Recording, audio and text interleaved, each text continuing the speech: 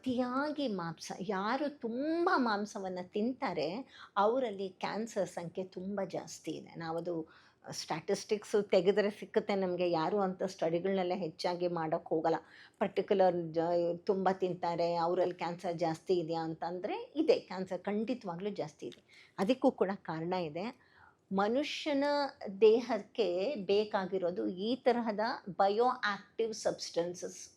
ಮಾಂಸಗಳಲ್ಲಿ bio active substances ಇಲ್ಲವೇ ಇಲ್ಲ. Bio active substances ಇರೋದು ಬರೀ ಸಸ್ಯಗಳಲ್ಲಿ ಮಾತ್ರನೇ. ಸೊ ಸಸ್ಯಾಹಾರ ತಿನ್ನೋರಿಗೆ ಕ್ಯಾನ್ಸರ್ ಕಡಿಮೆ. ಇಲ್ಲಿ ಮಾಂಸಾಹಾರ ತಿನ್ನೋರು ಬಯೋ ಆ್ಯಕ್ಟಿವ್ ಸಬ್ಸ್ಟೆನ್ಸಸ್ಸು ತಿನ್ನೋದು ಕಡಿಮೆ. ಎರಡನೇದು, ಆ ಪ್ರಾಣಿಗಳನ್ನ ಹೇಗೆ ಸಾಕ್ತಾರೆ, ಅದು ಹೇಗೆ ವಿಷವನ್ನು ಕೊಡ್ತಾ ಇದೆ ಅಂತಂದರೆ, ನಿಮಗೆ ದುಃಖ ಏನಾದರೂ ಆದರೆ ನಿಮ್ಮ ದುಃಖಕ್ಕೆ, ನಿಮ್ಮ ನೋವಿಗೆ ನಾನು ಜವಾಬ್ದಾರಿ ಅಲ್ಲ. ಯಾಕೆಂದರೆ ನಾನು ಆ ಥರ ಸಾಕ್ತಿಲ್ಲ. ಆ ಸಾಕಿರೋದನ್ನು ನಿಮ್ಮ ಮುಂದೆ ಹೇಳ್ತಾ ಇದ್ದೀನಿ ಅಷ್ಟೇ. ಒಂದು ಕೋಳಿ ಮರಿ ಬರುತ್ತೆ, ಒಂದೇ ಒಂದು ಎಕ್ಸಾಂಪಲ್ ಅಷ್ಟೇ ನಾನು ಕೊಡೋದು. ಕೋಳಿ ಮರಿ ಇದೆ. ಕೋಳಿ ಮರಿ ನೀವು ನೋಡಿರ್ತೀರಲ್ಲ, ಕನ್ನಡದಲ್ಲಿ ಒಂದು ಹಾಡಿದೆ, ಸೇವಂತಿಗೆ ಚೆಂಡಿನಂಥ ಮುದ್ದು ಕೋಳಿ ಅಂತ. ಅಂದರೆ ಆ ಹಳದಿ ಬಣ್ಣಕ್ಕೆ ಒಳ್ಳೆ ಸೇವಂತಿಗೆ ಥರ ಗುಂಡುಗೆ ಮುದ್ದಾಗಿ ಇರೋದು, ಇದು ಕೋಳಿ ಮರಿ. ಇದು ನಿಜವಾಗ್ಲೂ ಇರೋವಂಥ ಕೋಳಿ ಮರಿ. ಈ ಕೋಳಿ ಮರಿ ಮೊಟ್ಟೆಯಿಂದ ಬಂದ ತಕ್ಷಣ 12 ದಿವಸಗಳ ಕಾಲ ಆಹಾರವನ್ನು ಕುಕ್ಕಿ ತಿನ್ನೋದಕ್ಕೆ ಅದಕ್ಕೆ ಬರೋಲ್ಲ. ಅದು ತಾಯಿ ಮೇಲೆ ಡಿಪೆಂಡ್ ಆಗಿರುತ್ತೆ. ತಾಯಿ ಹೋಗಿ ಹುಳ ಹೊಟ್ಟೆ ಹುಡ್ಕೊಂಡು ಬಂದು ಕೋಳಿ ಮರಿಗೆ ಅದು ತಿನ್ನಿಸುತ್ತೆ. ಇದಕ್ಕೆ ತಾನಾಗೆ ತಿನ್ನಕ್ಕೆ ಬರಲ್ಲ. ಸಾಕೋರು ಏನು ಮಾಡ್ತಾರೆ, 12 ದಿವಸ ಕಾಯ್ತಾನೆ ಅಂತ ಅಂದ್ಕೊಂಡಿದ್ದೀರಾ ನೀವು? ಅದು ನಿಧಾನ ಗ್ರೋತು. 12 ದಿವಸಕ್ಕೆ ಅದಾಗಲೇ 4 kg ಬಂದುಬಿಡ್ಬೇಕದು, ಮಾರಾಟ ಮಾಡಿ ಹಾಕ್ಬಿಡ್ಬೇಕು ಅದನ್ನು. ಅವ್ರು ಏನು ಮಾಡ್ತಾರೆ ಗೊತ್ತಾ, ಆ ಕೋಳಿ ಮರಿ ಆ ಮುದ್ದಾಗಿದೆಯಲ್ಲ ಸೇವಂತಿಗೆ ಚೆಂಡಿನಂತ, ಅದನ್ನು ಹಿಡ್ಕೊಂಡು ಬಿಸಿ, ಇದನ್ನು ಪ್ರತ್ಯಕ್ಷವಾಗಿ ನೋಡಿರೋದು, ಬಿಸಿ ತವ ಇರುತ್ತೆ ಅಥವಾ ಬಿಸಿದೊಂದು ಕಲ್ಲಿರುತ್ತೆ, ಅದರ ಮೇಲೆ ಅದು ಕೊಕ್ಕನ್ನು ಹಿಂಗಿಟ್ಟು ಉಜ್ತಾರೆ. ಉಜ್ಜಿದಾಗ ಏನಾಗುತ್ತೆ, ಅದು ಚೂಪಾಗಿರುತ್ತಲ್ಲ ಕೋಳಿದು ಮರಿದು ಕೊಕ್ಕು, ಅದು ಮೊಂಡಾಗುತ್ತೆ. ಮೊಂಡು ಮಾಡಿಬಿಡ್ತಾರೆ ಅದನ್ನು. ಉಗುರು ಕಟ್ ಮಾಡ್ಕೊಂಡಾಗ ಅದನ್ನು ಮೊಂಡು ಮಾಡ್ತಾರೆ. ಮೊಂಡು ಮಾಡಿದ ಮೇಲೆ ಏನು ಮಾಡ್ತಾರೆ, ಅದೆಲ್ಲ ಕೇಜಲ್ಲೇ ಇರೋದು. ಅದೇನು ಪಾಪ ತಿಪ್ಪೆನಲ್ಲಿ ಬೆಳ್ಕೊಂಡು ಖುಷಿಯಾಗಿರೋದೇ ಇಲ್ಲ. ಕೇಜಲ್ಲಿ ಇರುತ್ತಲ್ಲ, ಆ ಕೇಜಲ್ಲಿ ಸಕ್ಕರೆ ದ್ರಾವಣ ಇಟ್ಟಿರ್ತಾರೆ. ಅದು ಪಾಪ ಒಂಥರ ಬಿಸಿ ಬಿಸಿ ಚುಚ್ದಂಗೆ ಚುರು ಚುರು ಅಂತಿರ್ತೇವೆ ಒಂದು ಕಡೆ. ಹೋಗಿದ್ದೆ ಸಕ್ಕರೆ ದ್ರಾವಣದಲ್ಲಿ ಮೂತಿನ ಅದ್ದುತ್ತೆ. ಆಮೇಲೆ ಅದಕ್ಕೆ ಸಣ್ಣ ಸಣ್ಣ ಸಣ್ಣ ಸಣ್ಣ ಸಣ್ಣ ಸಣ್ಣದಾಗಿರೋಂಥ ಸಾಸಿವೆ ಕಾಳಿನ ಗಾತ್ರದಷ್ಟು ಕ್ಯಾಲ್ಕುಲೇಟೆಡ್ ನ್ಯೂಟ್ರಿಯೆಂಟ್ಸ್ ಇರುತ್ತೆ. ಅದು ಇಷ್ಟೇ ಪ್ರೋಟೀನ್ ತಿನ್ನಬೇಕು, ಇಷ್ಟೇ ಕಾರ್ಬೋಹೈಡ್ರೇಟ್ ತಿನ್ನಬೇಕು, ಇಷ್ಟೇ ನೀನು ತಿನ್ನಬೇಕು, ಇದಿಷ್ಟೇ ತಿನ್ನಬೇಕು ಅಂತ ಕ್ಯಾಲ್ಕುಲೇಟ್ ಮಾಡಿಬಿಟ್ಟು ಕಂಪನಿನವರು ಉದ್ಧಾರ ಆಗ್ತಾ ಇದ್ದಾರೆ ವಿನಃ ಕೋಳಿ ಏನೂ ಉದ್ಧಾರ ಆಗಲಿಲ್ಲ ಅಲ್ಲಿ. ಅದಕ್ಕೇನಾಗುತ್ತೆ, ಸಕ್ಕರೆ ದ್ರಾವಣಕ್ಕೆ ಅದು ಕಚ್ಕೊಳ್ಳುತ್ತೆ. ಅಮ್ಮ ಇಲ್ಲ ಪಾಪ, ಅಮ್ಮನ ಎಲ್ಲೋ ಬೇರೆ ಕೇಜಲ್ಲಿ ಇಟ್ಟಿದ್ದಾರೆ, ಅದು ಅಮ್ಮ ಇಲ್ಲ. ಅದಕ್ಕೆ ಹಸುವಾಗ್ತಾ ಇದೆ, ಮೂತಿಗೆ ಸಕ್ಕರೆ ದ್ರಾವಣ ಹಾಕಿದ್ದಾರೆ, ಅದು ಸಕ್ಕರೆ ಅಂಟ್ಕೊಳುತ್ತೆ, ಹೋಗಿ ಅದನ್ನು ಕುಕ್ಕುತ್ತೆ, ಆವಾಗ ಅದು ತಿನ್ನುತ್ತೆ. ಆ ತರಹ ಅಲ್ಲಿಂದ ಅದು ಸಿಂಥೆಟಿಕ್ ಆಗಿ ಬೆಳೆಸ್ಕೊಂಡು ಹೋಗ್ತಾರೆ. ಅದ್ರ ಜೊತೆಗೆ ಅದಕ್ಕೆ ಕಾಯಿಲೆ ಬರಬಾರ್ದು ಅಂತ ಹೇಳಿ ನಾನಾ ಥರದ ಆ್ಯಂಟಿಬಯೋಟಿಕ್ಸ್ ಎಲ್ಲ ಕೊಡ್ತಾರೆ. ಇದಿಷ್ಟು ಆಗಿ ಒಂದು ಲೆಕ್ಕಾಚಾರ ಇದೆ, 12 ವಾರದಲ್ಲಿ ಇದಿಷ್ಟು ಬೆಳೀಲೇಬೇಕು, 16 kg ಬರಬೇಕು. ಅದಕ್ಕೆ ಎಷ್ಟು ಥರದ ಎಲ್ಲ, ಅದು ಕುರಿ ಇರಬಹುದು, ಹಂದಿಗಳಿರಬಹುದು, ಕೋಳಿಗಳಿರಬಹುದು, ಹಾರ್ಮೋನ್ಸನ್ನು ವಿಪರೀತವಾಗಿ ಕೊಡ್ತಾರೆ. ಇದೆಲ್ಲ ಹಾರ್ಮೋನ್ಸನ್ನು ತೊಗೊಂಡು ಅದು ಹೆಂಗಾಗಿರುತ್ತೆ ಅಂದರೆ, ಹಾರ್ಟ್ ಎನ್ಲಾರ್ಜ್ ಆಗಿರುತ್ತೆ, ಲಿವರ್ ಎನ್ಲಾರ್ಜ್ ಆಗಿರುತ್ತೆ. ಯಾವುದೇ ಮೊಮೆಂಟ್ಗೂ ಅದಕ್ಕೆ ಹಾರ್ಟ್ ಅಟ್ಯಾಕ್ ಆಗ್ಬೋದು. ಅಷ್ಟರೊಳಗೆ ಅವ್ರು ವ್ಯಾಪಾರ ಮಾಡಿಬಿಡ್ತಾರೆ. ಅವ್ರಿಗೆ ಗೊತ್ತು, ಇದು ನಾಳೆ ದಿವಸ ವ್ಯಾಪಾರ ಆಗ್ಲೂ ಇದು ಹಾರ್ಟ್ ಅಟ್ಯಾಕ್ ಆಗುತ್ತೆ ಅಂತ. ಅಷ್ಟು ಎನ್ಲಾರ್ಜ್ ಆಗಿರುತ್ತೆ. ಒಟ್ಟು ಉಬ್ಬಿಸ್ತಾರೆ, ಅದನ್ನು ಉಬ್ಬಿಸಿ ಉಬ್ಬಿಸಿ ಉಬ್ಬಿಸಿ ಮಾರ್ತಾರೆ. 1 kg 100 ರೂಪಾಯಿನ 12 kg ಇದ್ದಾಗ ಎಷ್ಟಾಯಿತು, 1200 ರೂಪಾಯಿ ನಂದಲ್ಲ ಅಂತ ಬಂತು. ಅಷ್ಟೇ ಇವರು, ಅದು ಪ್ರಾಣಿ ಅಲ್ಲ, ಅದು ಒಂದು ಕಮೋಡಿಟಿ. ಈ ರೀತಿ ಸಾಕಿದ್ದನ್ನು ನಾವು ತಿಂದಾಗ ಖಂಡಿತವಾಗ್ಲೂ ಕ್ಯಾನ್ಸರ್ ಬರೋದಲ್ಲಿ ಅನುಮಾನ ಇಲ್ಲ. ಅಪರೂಪಕ್ಕೆ ನೀವು ತಿಂತೀರಾ. ನಾನು ನಿಮ್ಗೆ ತಿನ್ನಬೇಡಿ ಅಂತ ಹೇಳಿ ನಿಮ್ಮ ಜೀವನದ ಖುಷಿಯನ್ನು ಕಡಿಮೆ ಮಾಡೋಕ್ಕೆ ಇಲ್ಲಿ ಬಂದಿಲ್ಲ ನಾವು. ನೀವು ತಿನ್ನೋದು ನಿಮಗೆ ಖುಷಿನ, ಆದರೆ ಒಂದು ಮಿತದಲ್ಲಿ ತಿನ್ನಿ. ಅದನ್ನು ತಿನ್ನಬೇಡಿ, ಅಂಥದನ್ನು ದೂರ ಇಡಿ. ನಿಮ್ಮ ಮಿತದಲ್ಲಿ ಹಿತವಾಗಿ ಅದನ್ನು ನೀವು ತಿನ್ನಿ.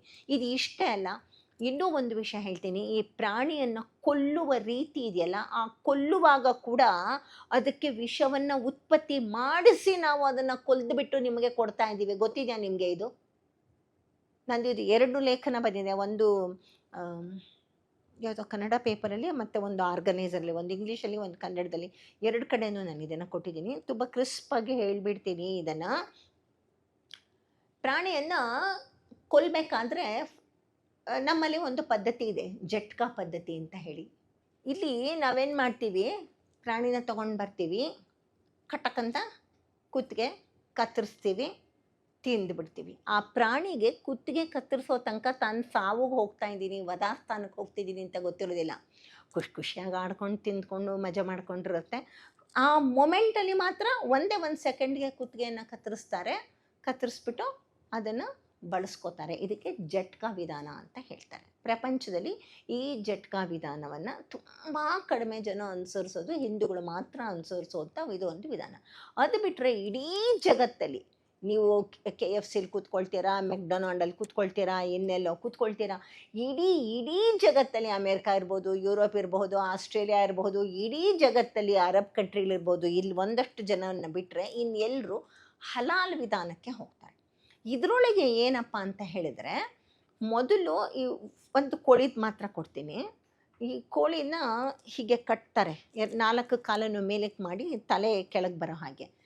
ಕೋಳಿಗಿಂತ ನೀವು ಲೆಕ್ಕ ಹಾಕ್ಕೊಳ್ಳಿ, ಹಸು ಹಂದಿಗಳನ್ನ ಕುರಿಗಳನ್ನ ಕಟ್ತಾರೆ. ಹಸು ಮತ್ತು ಹಂದಿಗಳು ಸಿಕ್ಕಾಪಟ್ಟೆ ತೂಕ ಇರುವಂಥದ್ದು. ಒಟ್ಟು ತೂಕ ಇರುವಂಥ ಪ್ರಾಣಿನ ನೀವು ಹಿಂಗೆ ಕಟ್ಟಾಗ ಅಲ್ಲಿ ಮಸಲ್ ಟೇರ್ ಆಗುತ್ತೆ, ಮೂಳೆಗಳು ಮುರಿದಿರುತ್ತೆ, ಅದನ್ನು ಮಾಂಸ ಮುರಿದು ಹೋಗಿರುತ್ತೆ, ಅಲ್ಲೇ ಅದಕ್ಕೆ ಜೀವಕೋಶಗಳು ನಷ್ಟವಾಗಿ ಅದು ವಿಷವನ್ನು ಉತ್ಪತ್ತಿ ಮಾಡ್ತಿರುತ್ತೆ. ಕೋಳಿನೂ ಹೀಗೆ ಕಟ್ಬಿಟ್ಟು ಅದನ್ನು ಹೀಗೆ ಕನ್ವೇಯರ್ ಬೆಲ್ಟಲ್ಲಿ ತೊಗೊಂಡು ಬಂದು ಅಲ್ಲೊಂದು ದೊಡ್ಡ ತೊಟ್ಟಿನಲ್ಲಿ ಎಲೆಕ್ಟ್ರಿಕ್ ಇದನ್ನು ಹರಿಸಿರ್ತಾರೆ. ಆ ಕುತ್ತಿಗೆಯನ್ನು ಅದು ಆ ಎಲೆಕ್ಟ್ರಿಕ್ ಪಾಸ್ ಆಗ್ತಿರೋಂಥ ಹೋಗಿ ಎಲೆಕ್ಟ್ರಿಕ್ಯೂಟ್ ಆಗುತ್ತೆ. ಅದು ತಲೆಯನ್ನು ಆ ಕರೆಂಟಲ್ಲಿ ಪಾಸ್ ಮಾಡ್ತಾರೆ. ಆವಾಗ ಅದೇನಾಗುತ್ತೆ, ಮೆದುಳು ನಿಷ್ಕ್ರಿಯವಾಗುತ್ತೆ. ಮೆದುಳನ್ನ ನಿಷ್ಕ್ರಿಯ ಮಾಡಿಬಿಟ್ಟು ಅದನ್ನು ಮತ್ತೆ ಕನ್ವೇಯರ್ ಬೆಲ್ಟಲ್ಲಿ ಕೊಲೆ ಅನ್ನೋ ಪದ ಬಳಸ್ತಾ ಇದ್ದೀನಿ, ಅದನ್ನು ಬುಚ್ಚರ್ ಹೌಸಿಗೆ ಕರ್ಕೊಂಡು ಹೋಗ್ತಾರೆ. ಅದನ್ನು ಎಷ್ಟೋ ಸಮಯದಲ್ಲಿ ಅದಕ್ಕೆ ಎಚ್ಚರವಾಗಿಬಿಟ್ಟಿರುತ್ತೆ. ಏನಾಗುತ್ತೆ ಇಲ್ಲಿ ಅಂತ ಹೇಳಿದ್ರೆ, ತನ್ನ ಜೀವಕೋಶಕ್ಕೆ ಆಘಾತ ಆದಾಗ ಅದು ಫ್ರೀ ರ್ಯಾಡಿಕಲ್ಸನ್ನು ಉತ್ಪತ್ತಿ ಮಾಡುತ್ತೆ. ನೋ ಬಡಿ can deny this science. It produces free radicals. Free radicals ಅಂತಂದರೆ ಏನು? ವಿಷ. ಅದು ಇಟ್ ಪ್ರೊಡ್ಯೂಸಸ್ ಫ್ರೀ ರ್ಯಾಡಿಕಲ್ಸ್. ನೋವಿಗೆ ಬೇಕಾದ ಹಾಗೆ ಫ್ರೀ ಅಷ್ಟು ವಿಷ ಸೇರಿಕೊಂಡಿರುತ್ತೆ ಅದರ ದೇಹದ ಒಳಗಡೆ. ಮೆದುಳು ಒಂದು ಕಡೆ ನಿಷ್ಕ್ರಿಯವಾಗಿದೆ, ಬೇರೆ ಅಂಗಾಂಗಗಳು ಕೆಲಸ ಮಾಡ್ತಾ ಇದೆ, ಮೆದುಳಿಂದ ಮೆಸೇಜ್ ಬರ್ತಾ ಇಲ್ಲ, ನೀನು ಹಂಗೆ ಹೋಗು ಹಿಂಗೆ ಹೋಗು ಅಂತ ಹೇಳೋಕ್ಕೆ. ಕನ್ಫ್ಯೂಷನಲ್ಲಿ ಅದು ವಿಪರೀತವಾಗಿ ಅದು ವಿಷವನ್ನು ಉತ್ಪತ್ತಿ ಮಾಡುತ್ತೆ. ಆ ನೋವು ಎಷ್ಟು ಯಾತಿಕದನ್ನು ಮಾಡ್ತಾ ಇದ್ದಾರೆ ಅಂತಂದರೆ, ಅದನ್ನು ಕಡಿಯೋವಾಗ ನೋವಾಗುತ್ತಲ್ಲ, ಆ ನೋವನ್ನು ನೋಡೋಕ್ಕೆ ಕಟ್ಕನಿಗೂ ಆಗೋದಿಲ್ವಂತೆ. ಇಲ್ಲಿ ಅದನ್ನು ಕಟ್ ಮಾಡಿದಾಗ ಅದು ರಕ್ತಕ್ಕೆ ತುಂಬ ಬೆಲೆ ಇದೆ. ಅದನ್ನೊಂದು ಬಾಂಡ್ಲಿ ಇಟ್ಬಿಟ್ಟು ಬಕೆಟ್ ಇಟ್ಬಿಟ್ಟು ಕಲೆಕ್ಟ್ ಮಾಡ್ತಾರೆ. 3 ನಿಮಿಷ 4 ನಿಮಿಷ ಆಗ್ಬೋದು. ಆ ಸಮಯದಲ್ಲಿ ಅದು ಕಿರ್ಚ್ಕೊಳುತ್ತೆ. ಅದಕ್ಕೋಸ್ಕರ ಅದನ್ನು ಬ್ರೈನನ್ನು ಅವರು ಡೆಡ್ ಮಾಡಿಬಿಟ್ಟು ಅದನ್ನು ಮಾಡೋದು. ಇನ್ನು ಯಾವ ಉದ್ಧಾರಕ್ಕೋಸ್ಕರನೂ ಮಾಡ್ತಾ ಇಲ್ಲ. ಅದನ್ನು ಮಾಡಿ ಅದನ್ನು ತೆಗಿತಾರೆ. ಈ ಹಂತಗಳನ್ನು ಹೆಚ್ಚು ವಿವರಿಸೋಕ್ಕೆ ಹೋಗ್ತಾ ಇಲ್ಲ. ಈ ಹಂತಗಳಲ್ಲೆಲ್ಲ ಅದು ವಿಷವನ್ನು ಉತ್ಪತ್ತಿ ಮಾಡ್ತಾ ಇದೆ. ಸೊ ನಿಮಗೆ ತಿನ್ನಲೇಬೇಕು ಅಂತಿದ್ರೆ ನೀವು ಕೋಳಿಯನ್ನು ಮನೆಯಲ್ಲಿ ಬೆಳೆಸ್ಕೊಳ್ಳಿ. ಬುಟ್ಟಿ ಇಟ್ಕೊಂಡು ಕೋಳಿ ಎಲ್ಲ ಹಿಂದಿನ ಕಾಲದಲ್ಲಿ ಬೆಳೆಸ್ಕೊತಿದ್ರಲ್ಲ, ಆ ಥರ ನೀವು ನಾಟಿ ಕೋಳಿಗೆ ಹೋಗಿ, ನಾಟಿ ಇದಕ್ಕೆ ಹೋಗಿ, ಕುರಿಗೆ ಹೋಗಿ, ನಾಟಿನಲ್ಲಿರೋದು ಅದು ಕೂಡ ಏನಾಗಿರುತ್ತೆ, ಸೊಪ್ಪನ್ನ ತಿಂದು ವೈಟಮಿನ್ K ಅದರ ಒಳಗಡೆ ಇರುತ್ತೆ, ಅದರ ಒಳಗಡೆ ವೈಟಮಿನ್ Eನೂ ಇರುತ್ತೆ. ಹಾಗಾಗಿ ಅದರ ಜೀವಕೋಶಗಳು ಕೂಡ ಆರೋಗ್ಯವಂತವಾಗಿರುತ್ತೆ. ಸೊ ನಾವು ಏನು ತಿಂತೀವೋ ಇವತ್ತು ಆರೋಗ್ಯವಾಗಿರುವಂಥದ್ದನ್ನು ತಿನ್ನೋಣ. ಹಾಗಿದ್ದೂ ಕೂಡ ನಮಗೆ ಬಂತು ಅಂತಾದರೆ ಈ ಥರ ನಾನಾಗಿ ಹೇಳ್ದಂಗೆ ಅನ್ರಿಫೈನ್ಡ್ ಆಗಿರೋಂತಹ ಎಣ್ಣೆಯನ್ನು ಬಳಸಿ, ಕ್ಯಾನ್ಸರಿಗೆ ಮಾತ್ರ ನಾನು ಇವತ್ತು ಹೇಳ್ತಾ ಇರೋದು, ಗೋಲ್ಡನ್ ಕಲರ್ ಇರುವಂತಹ ಎಣ್ಣೆಯನ್ನು ಬಳಸಿ, ಅರಿಶಿಣವನ್ನು ಬಳಸಿ, ನಲ್ಲಿಕಾಯನ್ನು ಬಳಸಿ, ಇದಿಷ್ಟು ನಮಗೆ ತುಂಬ ಉಪಯುಕ್ತವಾಗಿರುವಂಥದ್ದು. ಇನ್ನು ಉಪವಾಸವನ್ನು ನೀವು ಯಾವುದೇ ಧರ್ಮದವರಾಗಿರಲಿ, ಯಾವುದೇ ಮತದವರಾಗಿರಲಿ ಅಥವಾ ಹಿಂದೂ ಧರ್ಮದವರಾಗಿರಲಿ, ನೀವು ಉಪವಾಸವನ್ನು ಮಾಡೋ ಅಭ್ಯಾಸ ನಿಮ್ಮದಿದ್ದರೆ ವೆರಿ ಗುಡ್, ಗೋ ಅಹೆಡ್. ಉಪವಾಸಗಳನ್ನು ಮಾಡಿ ನೀವು ಅದಕ್ಕೆ ಒಪ್ಕೊಂಡಿದೆ. ಇನ್ನು ಪ್ರೋಟೀನ್ ವಿಷಯಕ್ಕೆ ತುಂಬ ಹೈಪ್ಡು ಯೋಚನೆ ಮಾಡಬೇಡಿ. ತುಂಬ ಪ್ರೋಟೀನ್ ಬೇಕು ಅಂತ ನೀವು ಸೇವಿಸ್ತಿರೋ ಆಹಾರಗಳಲ್ಲಿರುವಂಥ ಪ್ರೋಟೀನ್ ಚೆನ್ನಾಗಿದೆ, ಅದಕ್ಕೋಸ್ಕರ ನೀವು ಮೊಟ್ಟೆಗೆ ಹೋಗಬೇಕು ಅಂತ ಅನ್ನೋದು ಖಂಡಿತ ಇಲ್ಲ. ಇಷ್ಟು ಮಾತ್ರ ಸಾಕು ಇವತ್ತು ಅಂತ ಅಂದ್ಕೊಳ್ತೀನಿ. ಯಾಕೆಂದರೆ ಇದು ದೊಡ್ಡ ಸಮುದ್ರ. ಈ ಸಮುದ್ರದ ಮುಂದೆ ನನ್ನನ್ನು ನಿಲ್ಲಿಸ್ಬಿಟ್ಟು ನೀನು ಏನು ಮಾಡ್ತೀಯಪ್ಪ ಅಂತಂದರೆ, ನಾನು ಸಮುದ್ರದ ಆ ಕಡೆ ನೀರು ಬೊಕ್ಸಲ್ಲಿ ತೊಗೊಳ್ಳ, ನಾನು ಈ ಕಡೆ ತೆಗೆದುಕೊಳ್ಳ ಅಂತ ಯೋಚನೆ ಮಾಡೋ ಹಾಗೆ ನನಗೆ ಆಗಿಬಿಡತ್ತೆ. ಸೊ ನಾನು ಇಷ್ಟು ಹೇಳಿ ನನ್ನ ಈ ಮಾತು ನಿಮಗೆ ಉಪಯೋಗ ಆಗಿದೆ ಅಂತ ಅಂದ್ಕೊಳ್ತೀನಿ. ಮ ಕ್ಯಾನ್ಸರ್ ಪೇಷಂಟ್ಗಳನ್ನ ನೋಡ್ಕೊಳ್ಳೋರು ಕೂಡ ನಿಮ್ಮ ಮನಸ್ಸಿಗೆ ನೋವಾಗಿರುತ್ತೆ. ಮನಸ್ಸಿಗೆ ನೋವಾಗಿದ್ದಾಗಲೂ ಶರೀರ ದುರ್ಬಲವಾಗುತ್ತೆ. ಸೊ ನೀವು ಧಾರಾಳವಾಗಿ ಕಾಫಿ ಟೀ ಬಿಟ್ಬಿಟ್ಟು ಒಳ್ಳೆ ಹಾಲು ಕುಡೀರಿ. ಅರಿಶಿಣವನ್ನು ಹಾಲಿಗೆ ಅರಿಶಿಣ ಮತ್ತು ಮೆಣಸು ಹಾಕ್ಕೊಂಡು ಕುಡೀರಿ. ನೀವೇ ಮನೆಯಲ್ಲಿ ಚ್ಯವನ್ಪ್ರಾಶ್ ಮಾಡಿ. ಜನವರಿ ತಿಂಗಳಲ್ಲಿ ನವಂಬರ್ ತಿಂಗಳಿಂದ ನಲ್ಲಿಕಾಯಿ ಬರುತ್ತೆ. ನಲ್ಲಿಕಾಯಿನ ನೀವು ಜೇನುತುಪ್ಪದಲ್ಲಿ ಹಾಕಿ ಸ್ವೀಕರಿಸ್ಕೊಂಡು ನೀವೇ ಚ್ಯವನ್ಪ್ರಾಶ್ ಮಾಡ್ಕೊಳ್ಳಿ. ಇದನ್ನು ಇಟ್ಕೊಳ್ಳಿ, ಮಕ್ಕಳಿಗೂ ಕೊಡಿ, ನೀವು ತಿನ್ನಿ. ಕ್ಯಾನ್ಸರ್ ಬಂದಿರೋಂತಹ ಪೇಷಂಟ್ಗಳಿಗೆ ಕೂಡ ನೀವು ನಲ್ಲಿಕಾಯಿನ ಕೊಡಿ, ತೊಂದರೆ ಇಲ್ಲ. ಸೊ ಇಷ್ಟು ಹೇಳಿ ನನ್ನ ಮಾತಿಂದ ಉಪಯೋಗ ಆಗಬಹುದು ಅಂತ ಅಂದ್ಕೊಳ್ತೀನಿ. Yeah that's what I am telling. It is cold pressed oil and Ghana more or less are similar. More or Ghana is they use wood, in the cold press is the machine. So both are good. In what happens in the machine extractor, the temperature increases there. While extracting the oil, the temperature increases. That's the only difference. Don't worry about that. It should be unrefined. The concept is unrefined, virgin oil. Okay? So that is there, that's being promoted. So I just wanted to know whether... and virgin oil, unrefined. ಇದು ಒಂದು particular ಕ್ಯಾನ್ಸರ್ಗೆ ಅಂತಲ್ಲ, ಎಲ್ಲಕ್ಕೂ ಯಾತಕ್ಕೆ ಸಿರಿಧಾನ್ಯ ಹೆಚ್ಚು ಹೇಳ್ತೀವಿ ಗೊತ್ತಾ? ಒಂದು ವಿಶಿಷ್ಟತೆ ಸಿರಿಧಾನ್ಯದಲ್ಲಿ ನಾವು ನೋಡ್ತೀವಿ. ಈ ಭತ್ತ ಮತ್ತು ಗೋಧಿ ಎಲ್ಲ ಬೆಳೆಸ್ಬೇಕಾದ್ರೆ ವಿಪರೀತ ನಾವು ಫರ್ಟಿಲೈಸರ್ಸು, ಪೆಸ್ಟಿಸೈಡ್ಸ್ ಹಾಕ್ತೀವಿ. ಈ ಸಿರಿಧಾನ್ಯಗಳು ಹೇಗೆ ಗೊತ್ತಾ? ತನ್ನಷ್ಟಕ್ಕೆ ತಾನೇ ಬರುತ್ತೆ. ತುಂಬ ರೆಸಿಸ್ಟೆನ್ಸ್ ಜಾಸ್ತಿ, ಅದಕ್ಕೆ ಪೆಸ್ಟು ಬರಲ್ಲ, ನೀರು ಬೇಕಾಗಿಲ್ಲ, ಗೊಬ್ಬರ ಕೇಳಲ್ಲ. ಸೊ ಅವು ಇಲ್ಲದೆ ಬೆಳೆಯುತ್ತೆ ಇದು. ಅವು ಇಲ್ಲದೆ ಬೆಳೆಯೋದ್ರಿಂದ ನಮಗೆ ಸಿರಿಧಾನ್ಯಗಳಿಂದ ಹೆಚ್ಚು ಒಳ್ಳೆಯದು. ವಿಷವನ್ನು ಕಡಿಮೆ ತಿಂತಿದ್ದೀವಿ ಅನ್ನೋ ವಿಷಯಕ್ಕೆ ಏನಮ್ಮ ಖಂಡಿತ ತಗೊಳ್ಳಿ, ಆದರೆ ಒಂದು ಕೇರ್ ತಗೋದಿಲ್ಲ. ಸ್ವಲ್ಪ ಹಸ್ಕ್ ಜಾಸ್ತಿ ಇರುತ್ತೆ. ಇತ್ತೀಚೆಗೆ ಟೆಕ್ನಾಲಜಿ ತುಂಬ ಚೆನ್ನಾಗಿ ಬೆಳೆದಿರೋದ್ರಿಂದ ಹಸ್ಕ್ನ ಡಿಹಸ್ಕ್ ಮಾಡಿರ್ತಾರೆ. ಅಂಥ ಸಿರಿಧಾನ್ಯಗಳನ್ನು ನೀವು ಬಳಸ್ಕೊಂಡು ರೊಟ್ಟಿ ಮಾಡ್ಬೋದು, ದೋಸೆ ಮಾಡ್ಕೊಳ್ಳಿ. ರೊಟ್ಟಿಗಿಂತನೂ ದೋಸೆ ಒಳ್ಳೆಯದು. ಯಾಕೆಂದರೆ ಸುಲಭವಾಗಿ ಜೀರ್ಣ ಆಗುವಂಥ ಆಹಾರ ಇರಬೇಕು. ಕ್ಯಾನ್ಸರ್ ಟ್ರೀಟ್ಮೆಂಟಲ್ಲಿ ಜೀರ್ಣ ಹೊಟ್ಟೆಗೂ ಅದಕ್ಕೂ ತುಂಬ ಸಂಬಂಧ ಇದೆ. ಸುಲಭವಾಗಿ ಜೀರ್ಣ ಆಗೋದು ನಿಮಗೆ ದೋಸೆ ಸುಲಭವಾಗಿ ಜೀರ್ಣ ಆಗುತ್ತೆ, ಕಿಚಡಿ ಜೀರ್ಣ ಆಗುತ್ತೆ, ರೊಟ್ಟಿ ಅದೆಲ್ಲ ಬೇಡ. ಮಾಡ್ಕೊಳ್ಳಿ, ಖಂಡಿತ ಮಾಡಿ. ನೀವು ಗೋಧಿ ಬಿಟ್ಬಿಡಿ. ಗೋಧಿಗೆ ಯಾಕೆ ಅಂತ ಹೇಳ್ತೀನಿ ಅಂದರೆ, ಗೋಧಿಗೆ ವಿಪರೀತವಾಗಿ ವಿಷ ಹೊಡಿತಾ ಇದ್ದಾರೆ. ನಿಮಗೆ ಅದು ಗೊತ್ತಿರ್ಬೋದು.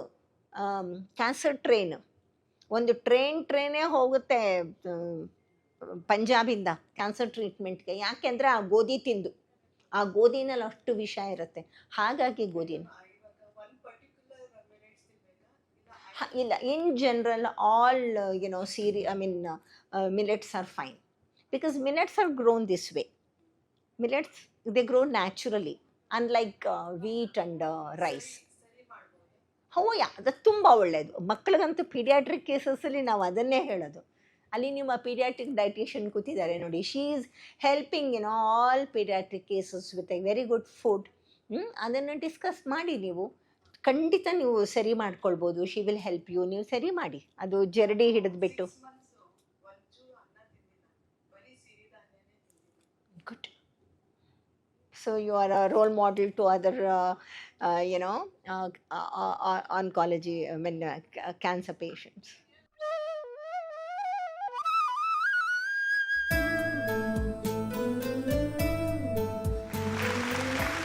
ಪ್ರತಿ ವರ್ಷವೂ ಪ್ರತಿ ಮನೆಯಲ್ಲೂ ಜನ್ಮದಿನ, ವಿವಾಹ ವಾರ್ಷಿಕೋತ್ಸವಗಳ ಸಂಭ್ರಮವಿರುತ್ತದೆ. ಹಿರಿಯರ ಸ್ಮರಣೆಯ ಸಂದರ್ಭಗಳೂ ಇರುತ್ತವೆ. ಇವುಗಳನ್ನು ಬೇರೆಯವರ ಬದುಕಿಗೆ ನೆರವಾಗುವ ಹಾಗೆ ಸಾರ್ಥಕಪಡಿಸಿಕೊಳ್ಳಲು ಲಕ್ಷ್ಮೀಶಾ ಫೌಂಡೇಶನ್ ಅವಕಾಶ ಕಲ್ಪಿಸಿದೆ.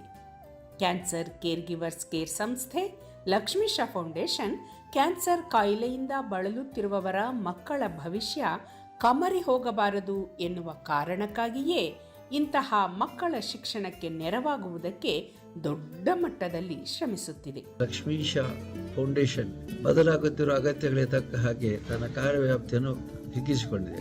ಮಕ್ಕಳ ಭವಿಷ್ಯ ರೂಪಿಸುವ, ಅವರ ಕನಸು ಅರಳಿಸುವ ಸದುದ್ದೇಶದಲ್ಲಿ ನಿಮ್ಮ ಪಾಲ್ಗೊಳ್ಳುವಿಕೆಯೂ ಇರಲಿ. ಇವತ್ತು ನೂರಾರು ಮಹಿಳೆಯರಿಗೆ ಮತ್ತು ಪುರುಷರಿಗೂ ಆದರ್ಶವಾಗಿದ್ದಾರೆ. ಕ್ಯಾನ್ಸರ್ ಈ ರೋಗದ ವಿರುದ್ಧ ಹೋರಾಡ್ತಾ ಇರುವಂತಹದ್ದು ಅನುಕರಣೀಯ.